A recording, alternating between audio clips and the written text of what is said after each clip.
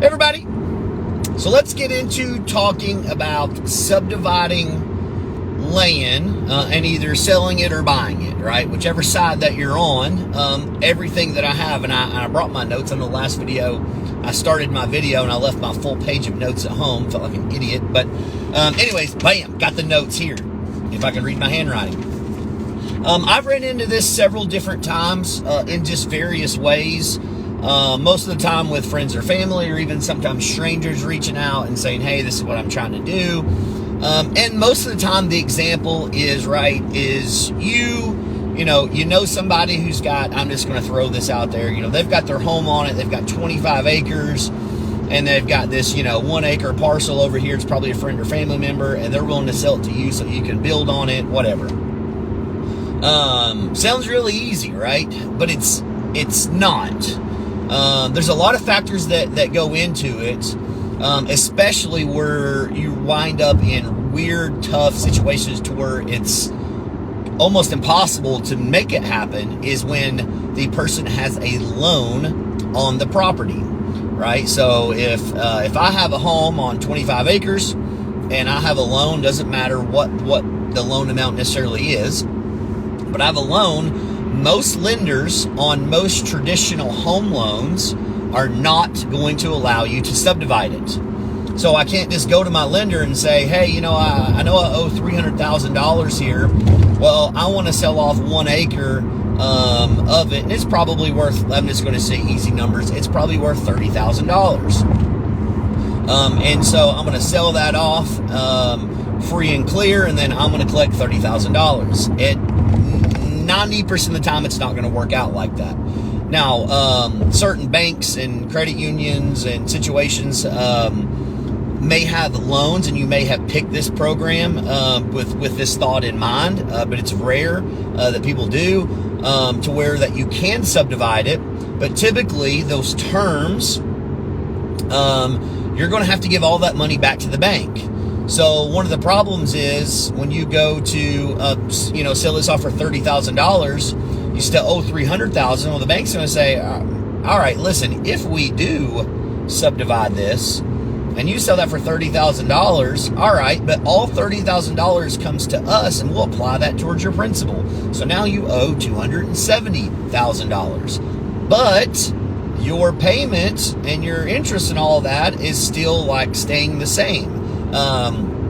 Now your probably interest will go down a little bit, not your actual interest, meaning that if you were at 7%, that's not going to move, but your obviously interest versus your principal payment will go down because your principal payment's less. But most people aren't going to be very interested in selling off an acre of land and getting no financial benefit for it whatsoever. So that makes it really, really hard. The other side of it is the bank may say, all right, sure, we'll let you do that. But in order to do that, you got to refinance everything. And this is where it gets really complicated by oh no, I'm in the wrong line. Today's standard, because let's just say you bought this 4 years ago and your interest rate is at 3%. The bank says, yeah, sure, we'll let you do that and sell that off. But you got to refi the whole thing. And by the way, today's interest rates are 7%. Well, you're going to lose massively. As your payment on a $300,000 loan is going to go from probably $1,400 a month, and it's going to shoot up to like $2,200 a month because of a jump between a 3% and a 7% interest. So that's what makes it really hard to do this. Now, if they own it outright, right, and this is really the scenario where it generally has a good chance of working out. If they own it outright, there is no loan on it, there is no lien on it, they own it completely outright, then yes, you can easily bring out a surveyor, subdivide that, and sell that off, pending, this is where it gets a little bit more red tape that even I didn't know about until a couple years ago, pending what county you're in, if the county approves it.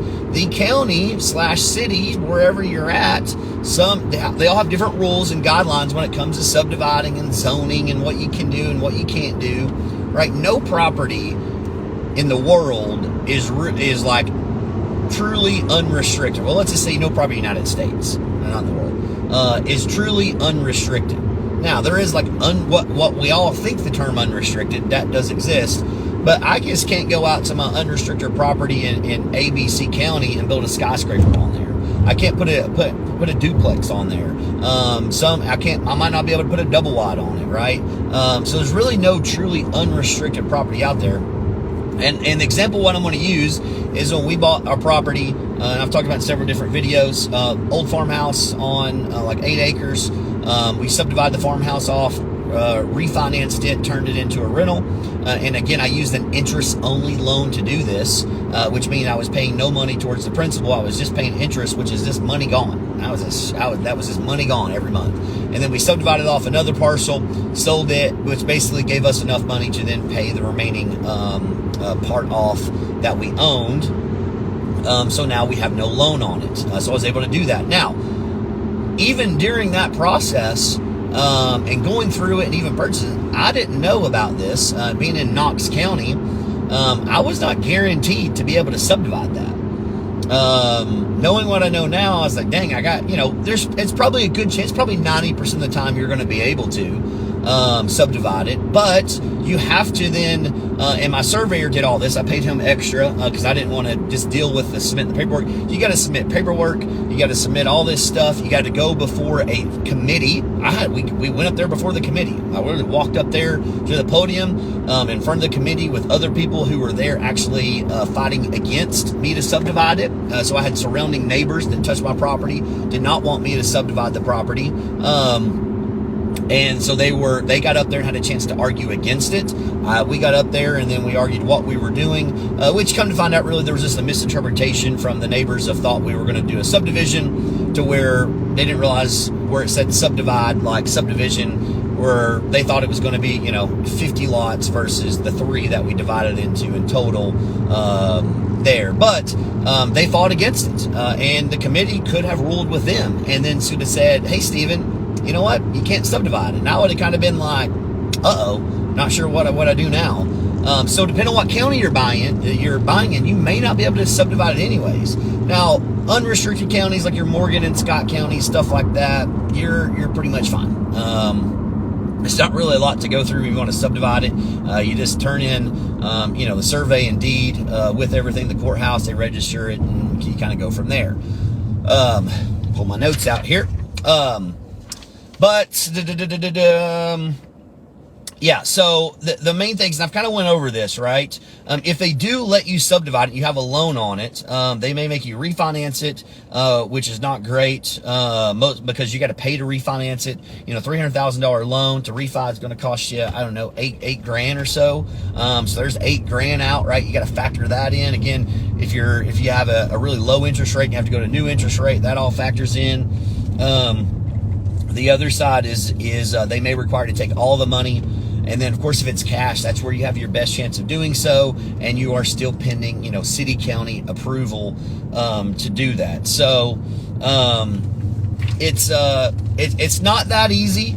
If you find yourself in this scenario, or have questions about a potential scenario, feel free to reach out to me. I'm not going to say like, oh yeah, here's your black and white answer that's a for sure thing, right? Because in real estate, there's this pros, cons, weird things that can happen, unknowns. But I can kind of give you a good opinion on, hey, yeah, you should be able to do this. And for the most part, right, if you're doing deals with friends and family, if you call me, I don't ever charge for conversations or my advice or to give my opinion or anything like that.